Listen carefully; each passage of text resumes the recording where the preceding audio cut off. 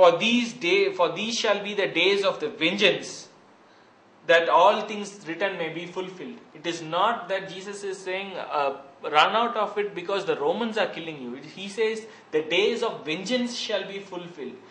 In the entire Old Testament, God has repeatedly warned Israel to turn back to Him, to leave the nuisances of their worldly life, to leave the nuisances of all their sins and to turn back from Him. Repeatedly, prophet after prophet cried to Jerusalem saying, cried to Israel saying, turn back to their God, but they did not hear. And here you can see Jesus saying, when you see Jerusalem in siege, run out of it, for the days of vengeance are going to be fulfilled, and all what was written, all what the prophets were saying were going to come down on it. When you actually see today's thing, we are called now to go back to God, to repent and turn back to God, that the days of vengeance which is coming again, we may not be condemned to it. Historically, when you can go back and see, all the members of the first church or the first apostolic church who were living in the period of Jesus, when they actually saw Jerusalem being sieged, they went into a place called Pina, which is 60 kilometers out of Jerusalem, and only they were saved. They understood the prophecies, they knew the signs, and when it was happening, they knew the prophecy was being fulfilled, and they ran out of it. And all the Jews who stayed there saying their God will come back and protect them, they were destroyed. Nearly 6 million lives were lost in that battle, in that siege. All of Jerusalem was burned. Israel was shattered, and there was no nation called Israel after that. That is the first time. The second time a prophecy like this fulfilled was somewhere in our times. Jeremiah 16:16 says, I shall send many fishers, said the Lord, and they shall fish them. And after I will send many hunters, they shall hunt them from every mountain, from every hill, and of holes of the rocks. When you can go back into recent histories of 1920s and 1930s, there was this Zionist movement which started out of Palestine. It was headed by a man of God called Theodor Herzl. What he did was he went to the entire European countries and he said to all the Jews, look, come back to us, let's go back to Palestine and let's make us a land which God has given us. Let's rebuild a land of Israel. Whoever heard his voice, whoever heard the Zionist movement voice and went back to Jerusalem and went back to Palestine and settled down, they got saved from the agony of Hitler's regime. Whoever said, no, we have been here for all our generations, what we know. We have businesses here, we have houses here, our children are studying here. You're coming and calling me to a Palestine, which a land just I've heard of. I've not even known that land. How can I come there? All these souls perished under Hitler. And when he actually came, he came as a hunter and he hunted them out of every mountains and every holes, literally fulfilling this prophecy. And he put them into those horrific chambers or horrific camps and killed them. In both these scenarios, you can actually see that God is operating, giving us opportunity. He gives a window of opportunities and says, look, this is the sign. When this is happening, come down, come into me and save yourself. If you are not understanding this sign, if you are not accepting these signs, if you are not turning back from God, it's nowhere that we can go except for hell. And I'm serious about it. I'm not trying to discourage you by saying we'll be going to hell. It's not like that.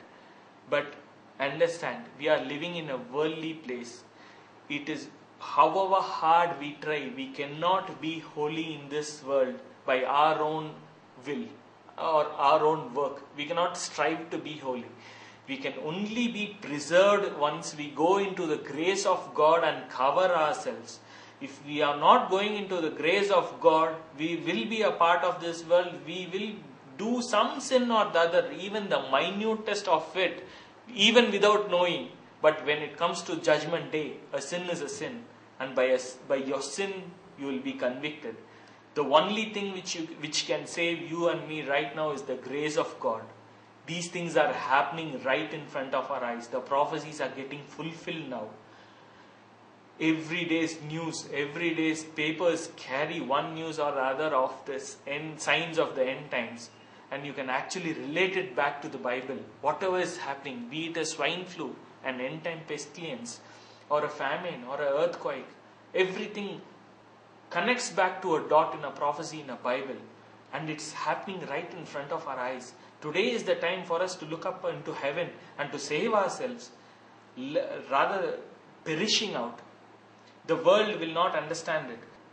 In Thessalonians, we find this reading which says, "You are the children of light and not of darkness, so don't slumber as the rest of the world does." It says, don't sleep as the world. Don't be blind to the realities which are happening now. Don't listen to the false lies which says, no, there is no second coming of Christ, or it's going to happen somewhere after we are all gone. No, it is happening now. We are going to see it. We are standing in the end of the times. Let us understand it. Even if we can do a nominal analysis of the prophecies of the Bible with the events which are happening now, we can very well understand that prophecies are coming true. And as far as I've seen for last 10 years, almost 70 to 80% of the prophecies have happened. All the prophecies which are supposed to build the platform for the entry of the Antichrist or the entry of the tribulation period has been done. It is only waiting for the events to happen. And the events may happen at any point and any moment. Before that, go into the grace of God. Repent, turn yourselves. Repent and go into grace of God and save yourself. Get ready to meet the Lord in air. Prepare yourself, prepare your families, prepare your friends. Turn back from the world, for this is our time to be in prayers and to be in the presence of God, not to slumber as the rest of the world. Before I am concluding, there is one last piece of audio which I'd like you to hear. Late back in 1970s, there was a scientific expedition going on in Siberia. They had actually drilled 14 kilometers into the Earth's crust to see what it was. When it reached the 14th kilometer, the drill actually repelled and threw it back.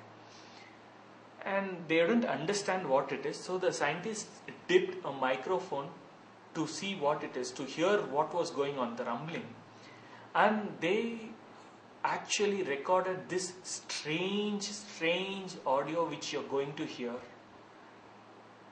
which actually says, or to my mind, which actually proves that there is something beneath, which is also called hell. From our scriptures, we understand that after his death, Jesus Christ actually went down and preached to the dead souls for 3 days before he rose up. Where he went, what actually is this place? This might give you a clue. Here to this video. I warn you, what you are about to hear is very disturbing indeed.